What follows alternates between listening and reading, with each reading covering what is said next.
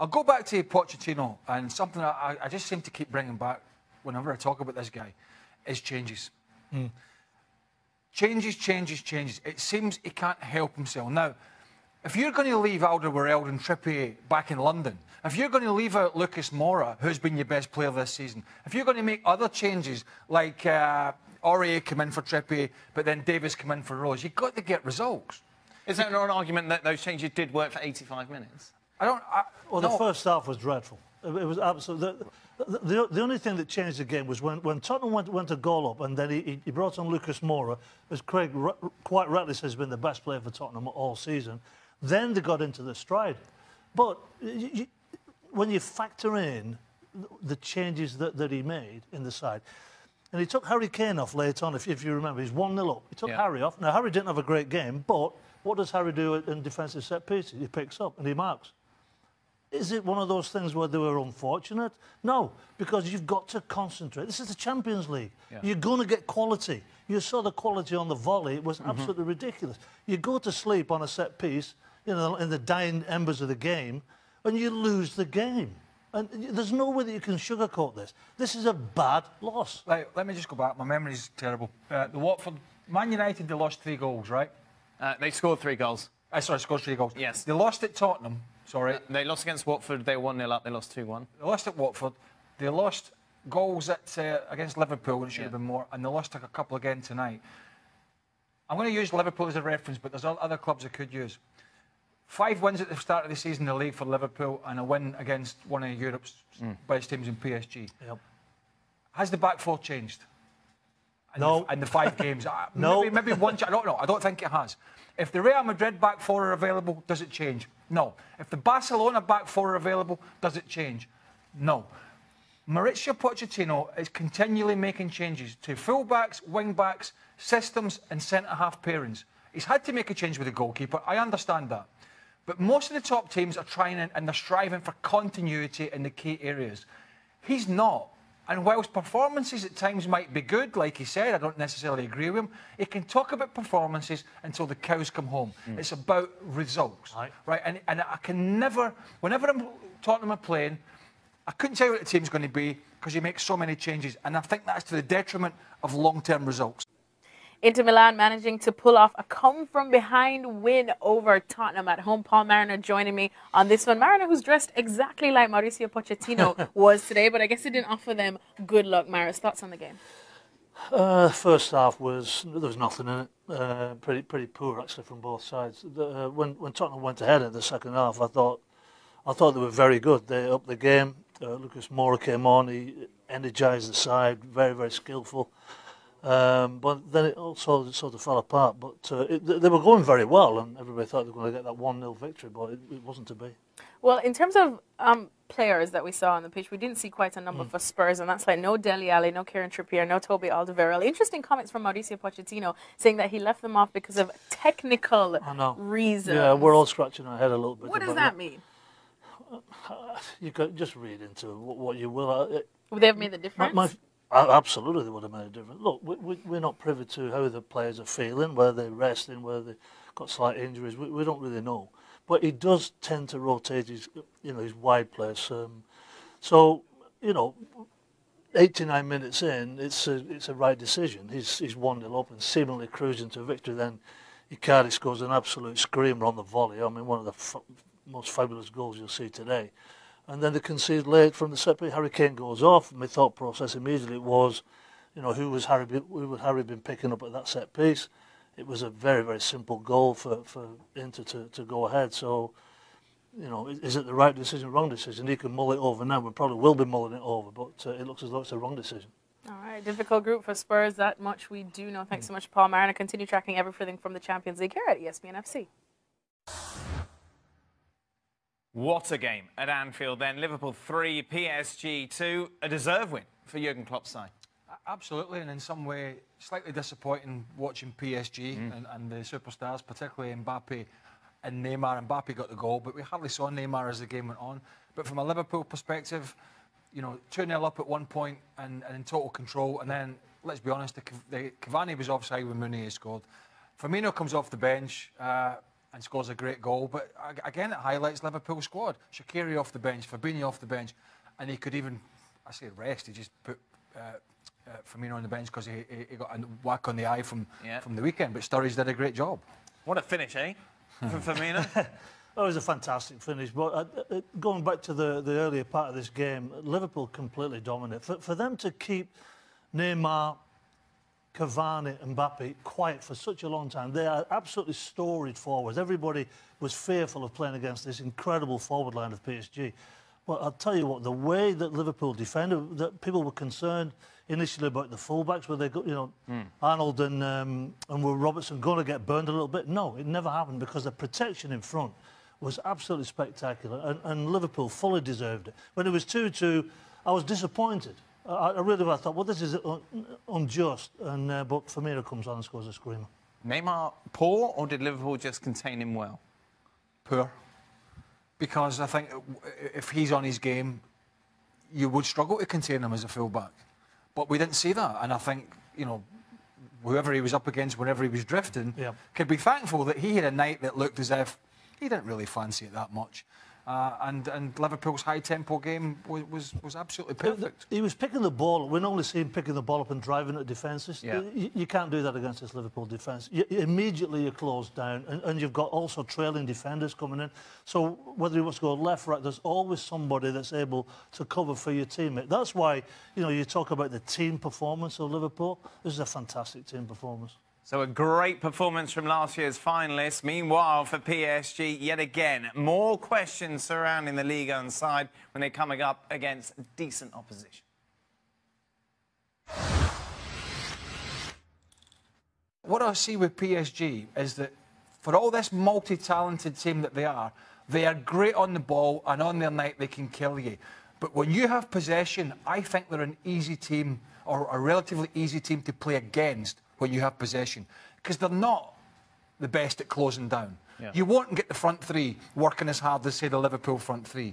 You won't get that midfield trying to pressure you. They're trying to set off and play a slower, more calculated game, and I think with other teams, the elite sides, I think they find it quite easy in possession to play against them. Let's bring Julien Laurent into the conversation, shall we? Craig summed it up nicely with those stats. You take a look at it, new manager, same old story for PSG, struggle against the big clubs away from home.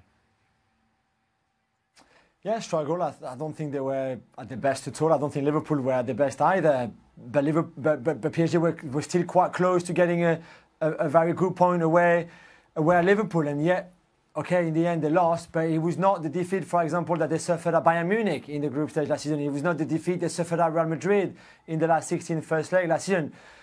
It's even worse in the game at Barcelona 2 seasons ago in the second leg of the last 16. So it was a bit better, and I think Tuchel is going to change that. What was better about it? Second half, you had one shot in the whole of that 45 minutes.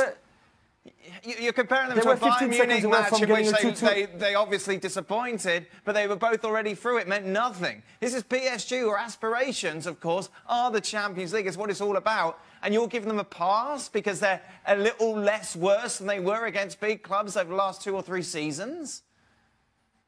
They're 10 seconds away from getting a 2-2 draw at Liverpool, though. But they didn't deserve a 2-2 draw, did they, Jules? As much as we can say that. No, but it is the point, surely, that PSG are not turning up once again when they should be. Yeah, but without turning up, they were still 2-2 at Liverpool at the 92nd minute, and yet they ended up losing the game, and it was not good enough on the night. And Thomas Tuchel said on French television that he was happy. I can't understand how he can be happy about the performance. However, in the past, when they were not on their game away from home, they used to get battered. 6-1 at Barcelona, 3-1 at Munich, 3-1 at Madrid. It was not the case tonight. Paul Mariner joining me as we look back on Barcelona's win over PSV, a 4-0 win for the Catalan Giants. And on paper, Maris, that's probably a result that we did expect. But PSV didn't do too badly. They did very well, actually. They gave Barcelona more than they could handle it at some stages. The unbelievable free kick from Messi, like the top corner. staggering finish. It didn't.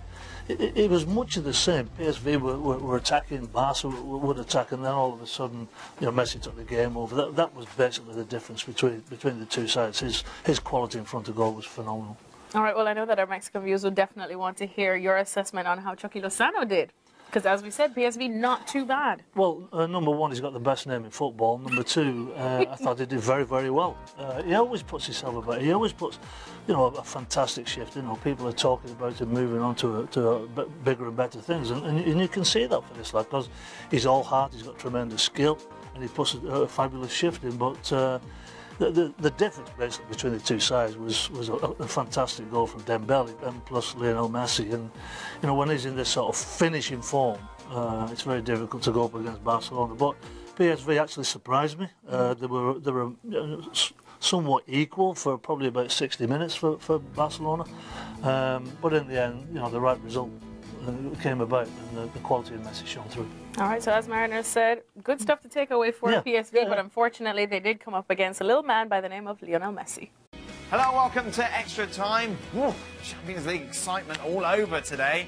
Let's start, shall Wasn't it good with the split times? Brilliant. Yes. Absolutely brilliant. It just helped, didn't it? Why didn't they do that earlier? Helped the broadcasters, helped the supporters, not the ones at the game, the ones watching on TV, and helped everybody. Yes, perfect. That was grand. A few people weren't happy.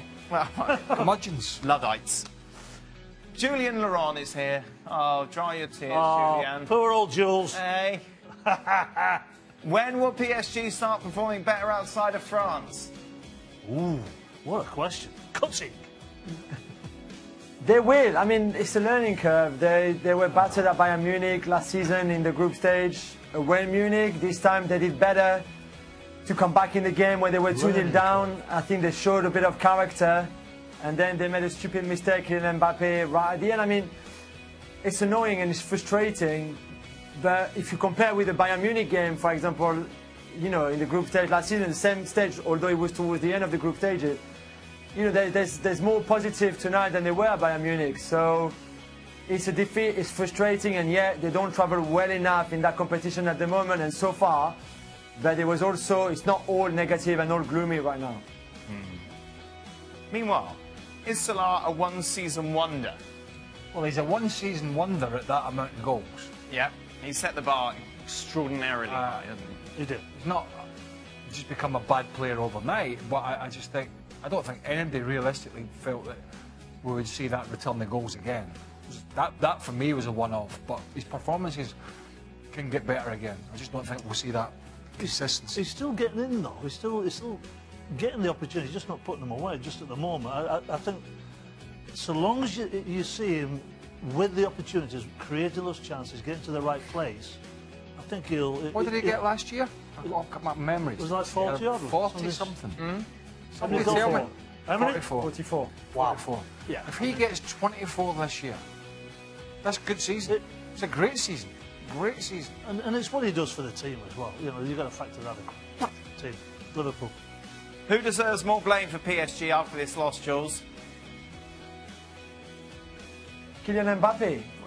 I mean, at what point in your head you think I can try to nutmeg James Milner in the 92nd minute on the edge of your box? Just clear the ball on the M6 or the M1 or wherever the motorway that goes by Liverpool and go home with a 2-2 draw away from home. M62, thank you, Paul. But you see what I mean? Yeah. When do you think that it's good to try to do that there? It's crazy. But that's Jules. That's what they all do now, and that's what. And people say, oh, the older players. I have to say, I'm not putting myself in that bracket. But but people say, oh, the game's just. You can't just hoof it out the pitch now. You can't just get your goalkeeper to lump it in the stick. But you can when you can. You can, and that is the clever thing to do when the time is right and the area is right. And that's clever football. It doesn't have to be the nutmeg or the 1-2 in the edge of the box, because it just isn't clever. But that's the modern player stroke coach stroke manager. And it seems for those that don't want to do it, then there's no place in the game for them. Which is quite strange. They'll be in the locker room or on the plane going back to Paris now, and that's what he should be thinking. Yeah, he should be thinking, look, Why don't you just lump it into the crowd? Would have got a point away from home at Anfield. Nobody, you know, nobody really thought that we were going to... Got your shot there, Paul. It's like your nose. It's not the first time. I think it's shrunk, actually, my snot. Here's the deal. No, it's not. I'll tell you. Here's the deal. I mean, I've got a big nose myself, but I tell you what, I was at the back of the queue compared to you. You were at the front when they were being handed out. Yeah, but I've had some damage to it. It's not. Did it come with those glasses? It did, actually. That was at the fair, wasn't it, with the spud glasses. I'll have that. Why is the fair VAR? Hey, the spud glasses. Paul went down. As a youngster, he went down. And he went, "I'll have that nose with those glasses." And that tax. Do you know what though? Do you know what would concern me? And I might be wrong here. When they fly back to Paris tonight or whenever it is, I bet the conversation in the flight between the players and the coach is not what we've talked about and what Jill's mentioned. Kick it out. Right. I bet I'll be. I'm absolutely positive that it'll be. Well, we try to do it the right way. We try to play football. And that is kind of sad. And lose. Final tweet. Cavani or Firmino leading your front line? Who are you going for, Paul? Why does everybody love to contrast and compare over a game? Well, yes.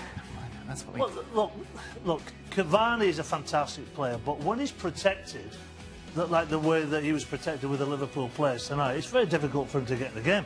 When you look at Bobby Firmino, and everybody knows my love for this lad, what he does to knit that front three together is unbelievable.